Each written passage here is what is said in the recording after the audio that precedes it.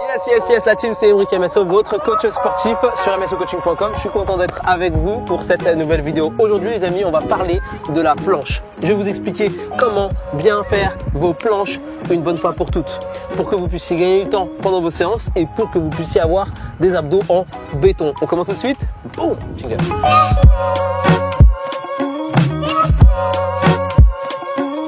Pour commencer, la planche, ça sert à quoi? Donc on travaille les abdos, c'est sûr, mais c'est surtout pour stabiliser la colonne vertébrale et le bassin. Et si vous faites la planche et que vous restez pendant 5 minutes, 10 minutes, 15 minutes en position de planche statique dans l'axe, concrètement, vous n'optimisez pas votre entraînement.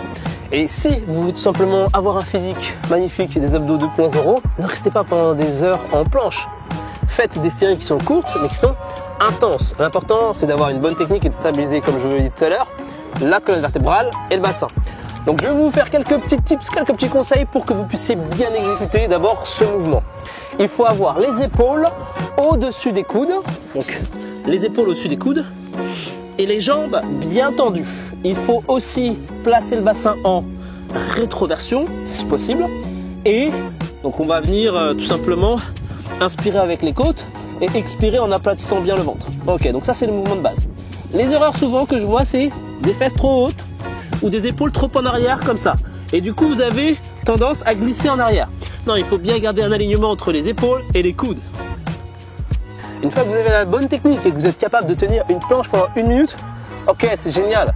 Mais maintenant, réduisez le temps d'effort et augmentez l'intensité de votre planche. Donc je vais vous donner un exemple de planche intensive que vous pouvez faire.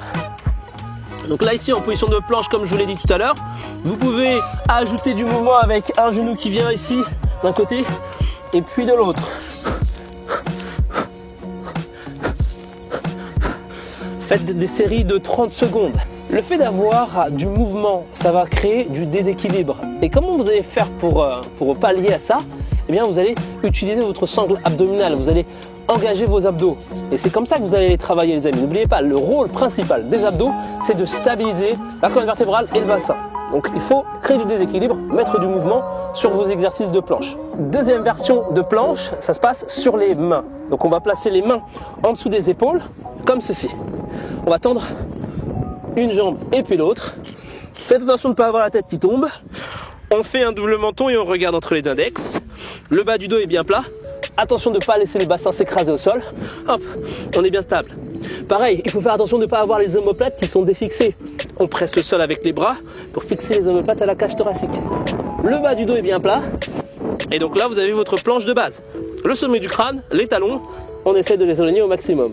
Les erreurs communes, ce que je vois régulièrement, c'est encore une fois les épaules qui sont trop en arrière, là, et du coup, ça fait glisser les pieds un peu. Hop, je suis sûr que vous l'avez déjà fait. Ou alors les fesses trop hautes, comme je vous dis tout à l'heure, un peu trop basses. Donc on essaye de vraiment garder les épaules au-dessus des mains, même en avant s'il faut, vous serez encore plus stable, vous travaillerez un peu plus les épaules, mais au moins ça ne bougera pas.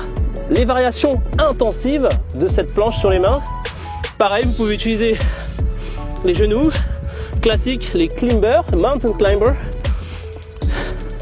Vous pouvez jouer en rotation avec le bassin, en faisant des rotations ici.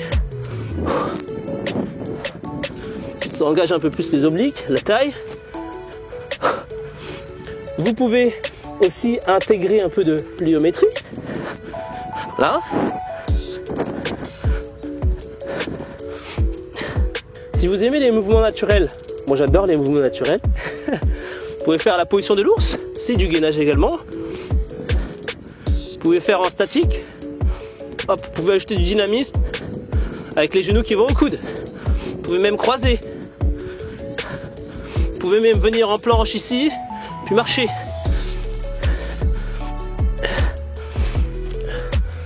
L'important c'est de mettre du mouvement, de créer du déséquilibre et de réussir à stabiliser la colonne vertébrale et le bassin avec tout ce mouvement. De cette façon-là, vous allez optimiser vos séances d'abdos. Ça va vous éviter de faire des planches pendant des heures parce que les amis, si vous vous entraînez et que vous faites des séries de 5 minutes en planche, concrètement vous perdez votre temps les amis. Alors, réduisez le temps d'effort et augmentez l'intensité. Voilà les amis, dites-moi ce que vous en pensez dans les commentaires. Si vous avez des questions dans les commentaires, c'est pareil. Mettez-moi un petit like, ça m'aide à développer la chaîne YouTube. abonnez-vous, mettez la petite cloche pour être prévenu au moment de la publication de la prochaine vidéo. Merci d'être resté avec moi. Prenez soin de vous, on se retrouve très vite. Ciao, ciao.